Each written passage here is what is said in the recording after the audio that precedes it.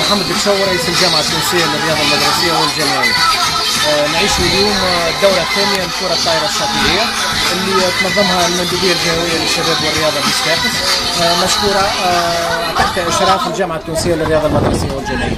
اليوم هذايا هو يوم تنشيطي، هو نشاط موازي للبطولة العادية، الاختيار على الكرة الطائرة الشاطئية، وهذه الدورة الثانية نعيشوها بمشاركة العديد من المؤسسات التربوية الإعدادية والثانوية. بالناحية الفنية كما تشوفوا هو يوم تنشيطي اللي تشارك فرق من الذكور وفرق من الإناث وفرق مختلطة من مختلف المؤسسات الإعدادية والثانوية بولاية فاس. كما تشوفوا انه يوم من الناحية التنظيمية خرق العادة. أول شيء نشكر المندوبية الجهوية للشباب والرياضة في صفاقس والعاملين بها على هذا التنظيم هذايا، وإحنا كجامعة نسعى إلى تنظيم مثل هذه التظاهرات وتدعيمها ونوفر كل الامكانيات لانجاحها. وان شاء الله نسعى على ان تكون تظاهرات هذه متواجده في كل الجهات مش كان في جهه صفاقس، وهذه الدوره الثانيه وان شاء الله نلقاو دورات اخرى في مختلف الرياضات مش كان كره الطائره الشاطئيه.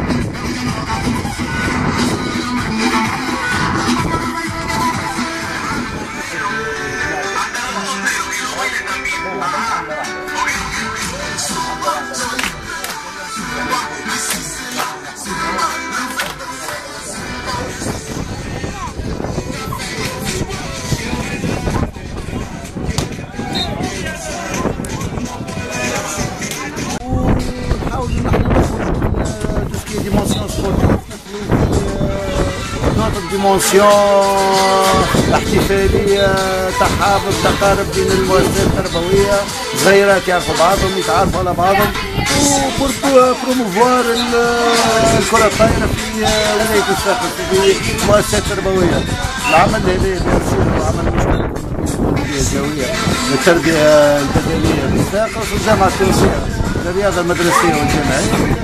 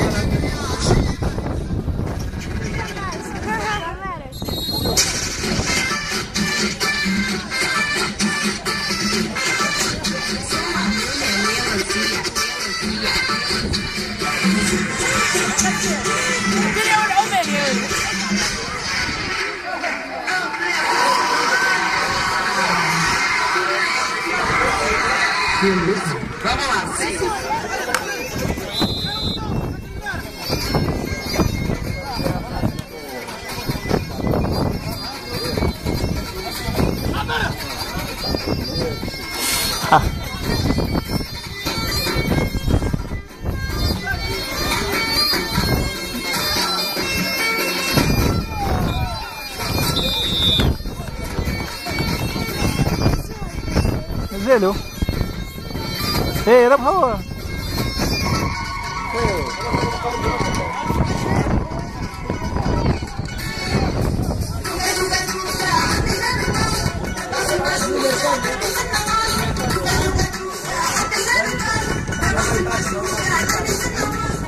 من توزيع الجوائز نحب نشكر شكر خاص وشكر كبير للجامعة التونسية.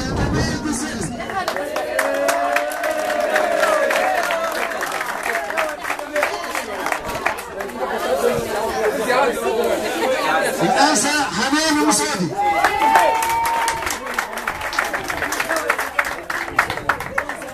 الأنسة هيثم الوافي،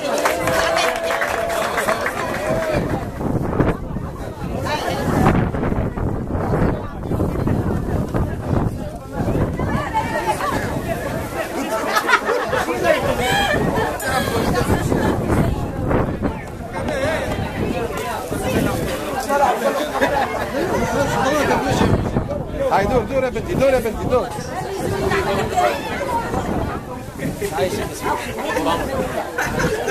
هاي دور سيمون جاي.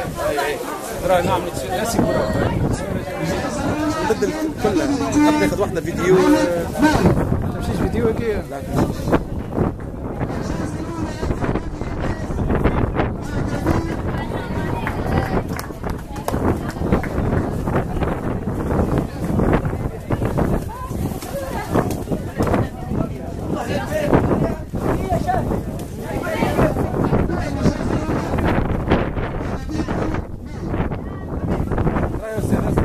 دور تراسل يا وليدي ما تجيش قدامنا يا وليدي عايش وليدي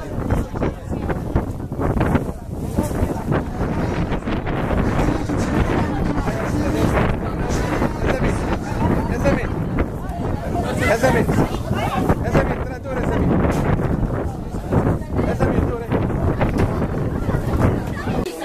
خالد الصمت أستاذ التربية اللبنانية المشرف العام على التظاهرة الكرة الطائرة الشاطئية المرحلة الجولة الثانية إعدادي وثانوي.